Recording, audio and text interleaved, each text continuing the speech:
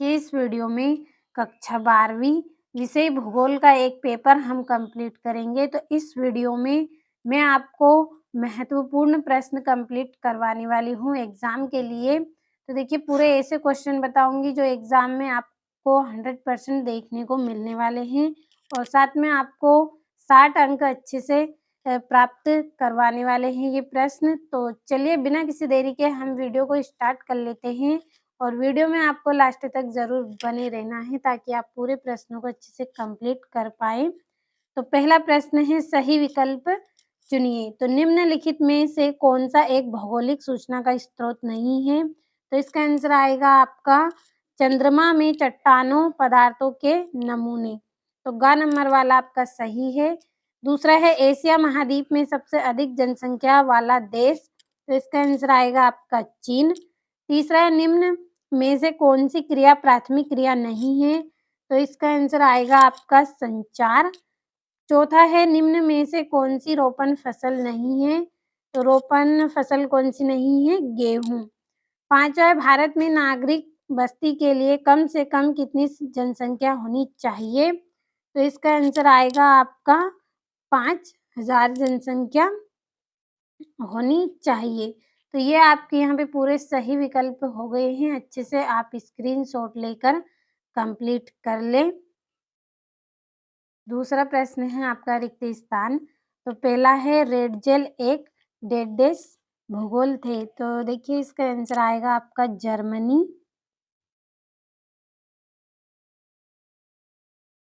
Germany भूगोल और यहाँ पे आप वेता लिख लें, भूगोल वेता थे। तो इसका आंसर आपका क्या है? जर्मनी। दूसरा है लोगों की संख्या और भूमि के बीच अनुपात को डेडेस कहते हैं। तो इसका आंसर आएगा आपका जनसंख्या घनत्व। तो यहाँ पे भर लेंगे हम जनसंख्या घनत्व।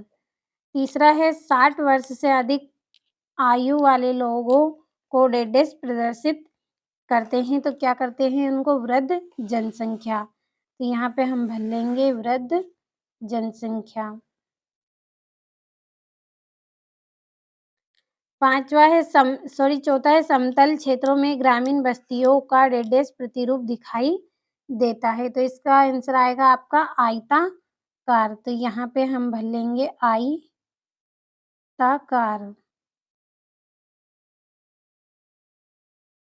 आयताकार। पाँचवा जन्म दर तथा मृत्यु दर के अंतर को डेडेस की वृद्धि दर कहते हैं। तो इसका आंसर आएगा जनसंख्या।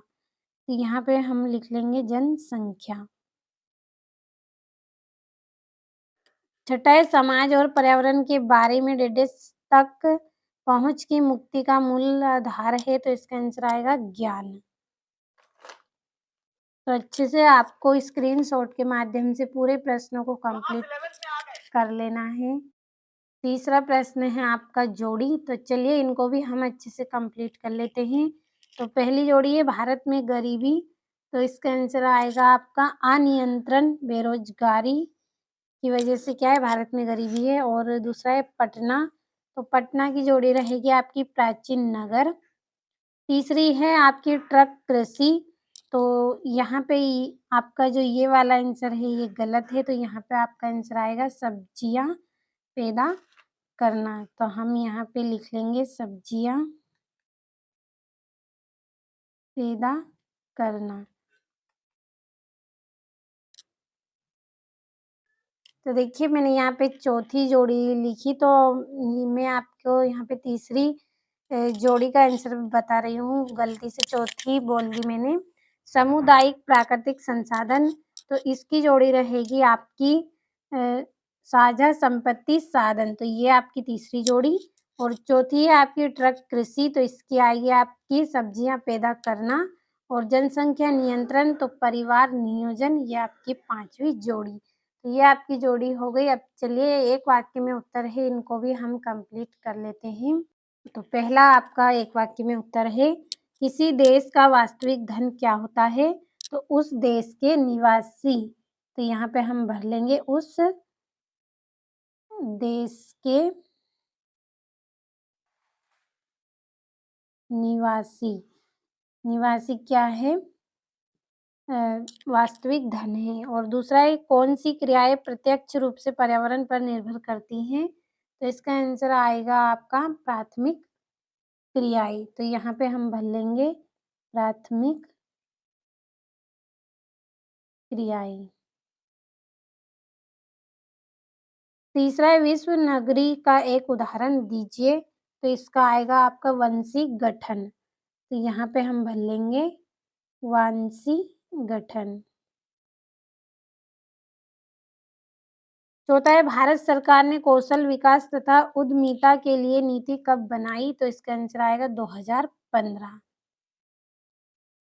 पाँचवें भारत में किन 2 देशों से सर्वाधिक प्रवास होता है? तो इसका आएगा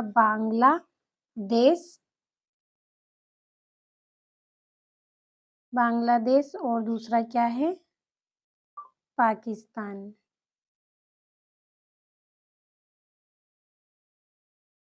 पाकिस्तान से।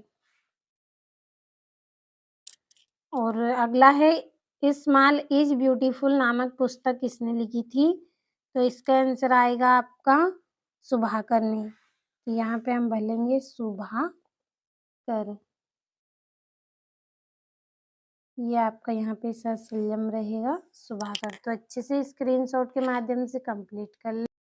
तो पाँचवें प्रश्न में सत्य असत्य है, तो चलिए जल्दी से हम कंप्लीट कर लेते हैं। तो पहला सत्य, दूसरा भी आपका सत्य, तीसरा सत्य, चौथा सत्य है, पाँचवा सत्य है और छठा आपका सत्य रहेगा। तो अच्छे से कंप्लीट कर ले और यहाँ से भी आप पूरे प्रश्नों का अच्छे से स्क्रीनशॉट लेते चलें। और महत्वपूर्ण प्रश्न आपको बताए हैं, ये प्रश्न आपको एग्ज़ाम में अच्छे अंक दिलवाने में काफ़ी मदद करेंगे और साथ में वार्षिक परीक्षा के लिए भी आपको अच्छे अंक दिलवाने वाले हैं। तो बस अच्छे से आपको स्क्रीनशॉट लेते चलना है पूरे प्रश्नों का और अच्छे से कंप्लीट कर लेना है।